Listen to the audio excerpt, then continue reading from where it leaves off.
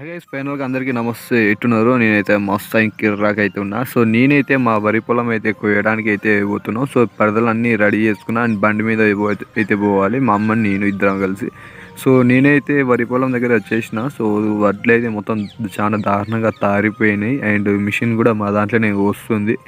So ఒకసారి చూడండి కొండలు ఎట్లా కింద వంకర పోయినాయో. అంటే చాలా రోజులు అయితే మినిమం 1-2 వీక్స్ అయితే అవుతుంది. అందుకే చాలా తొందరగా తారిపోయినాయి అండ్ మధ్యలో వాన వల్ల కొంచెం ఇంకా ఎక్కువ ఎఫెక్ట్ అయితే పడ్డది. నేనైతే మా పార కోసం అయితే ఎత్తుకుతున్నా. ఒకవేళ పార పైన ఎక్కిందంటూ అంటే మిషన్ పైన పార పైన ఎక్కిందనుకో సో మొత్తం విరిగిపోతుంది అన్నట్టు.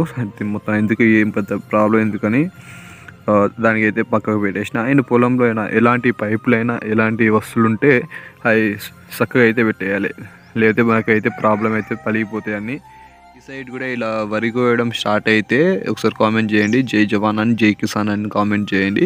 సో మాదైతే మొత్తం తారిపోయిన వల్ల కొంచెం అంటే గడ్డి కట్టిద్దాం అనుకున్నాం మేము కట్టలు. సో దానివల్ల పెద్ద ప్రాబ్లం అయితే అయిపోయింది. మొత్తం పొల్లు అయిపోయినాయి అన్నట్టు. సో గడ్డి కట్టడానికి కూడా పనికి రాకుండా పోయింది గడ్డి అయితే. సో మాదైతే ఇంకా వస్తూనే ఉంది. ఒకసారి చూడండి దగ్గర నుంచి ఎట్లా తారిపోయినాయో. మొత్తం ఎండిపోయింది ఇప్పటికే. ఆ మిల్లుకు తీసుకుపోతే ఎట్టుంటుందో పొజిషన్ ఎట్టుంటుందో వాళ్ళు ఏమంటారో అనేది ఒక టెన్షన్ అయితే స్టార్ట్ అయింది నాకు. ఒకసారి చూడండి మిషన్ దగ్గర నుంచి చూస్తాను కోస్తున్నారు మా దాంట్లోనే. సో ఇప్పటికే 1 గంట అయితే అయిపోయింది మా దాంట్లో కోసుడు అయితే. ఒక 4-5 మడులు అయితే కోసిండ్రు. సో ప్రస్తుతం నేనున్నప్పటి నుంచి ఒక 2 ట్రాక్టర్లు అయితే వెళ్ళిపోయినాయి.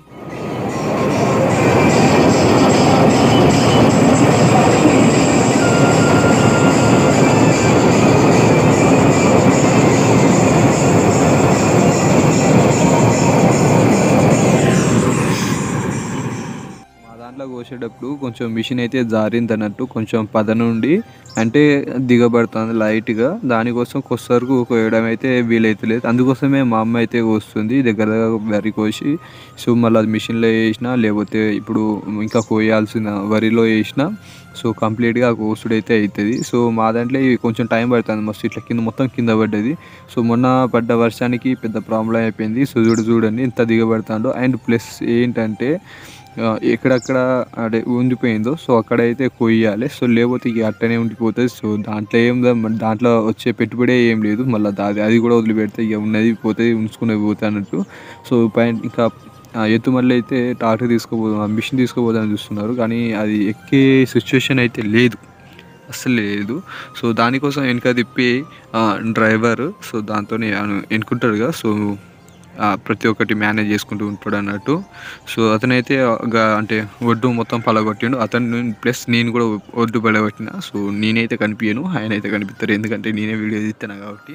పొలంలో అయితే వడ్లు అయితే ఎంత పెద్దగా ఉంటాయో సో ఇది కూడా చాలా పెద్దగా ఉంటుంది. సో నీళ్ళాగడానికి అయితే గట్టిగా అయితే చేసినాం.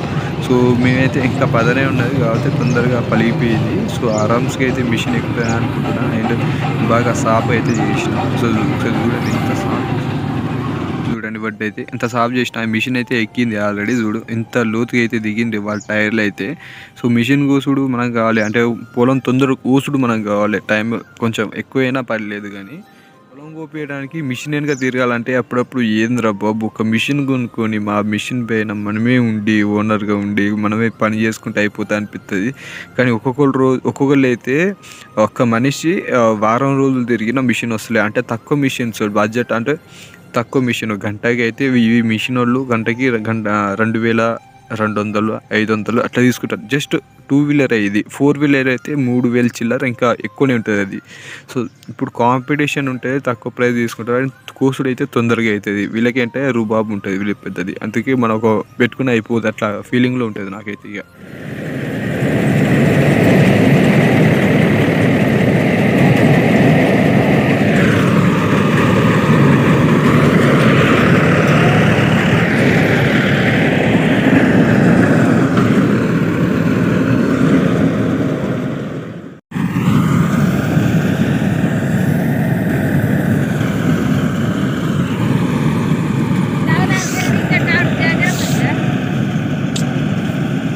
काय दो बढ़िया देखते यहाँ खड़े नहीं बस बस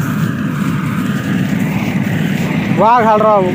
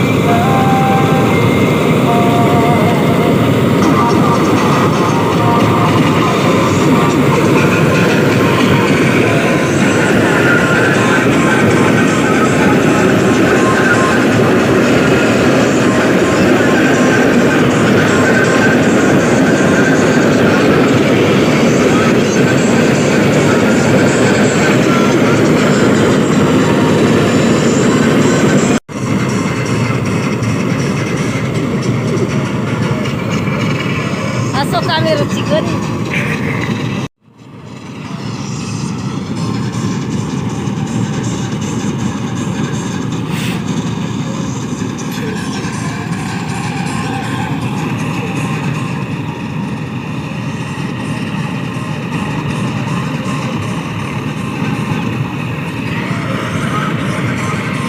आता धान के आंग घाला हम इकडे घाला तुला काय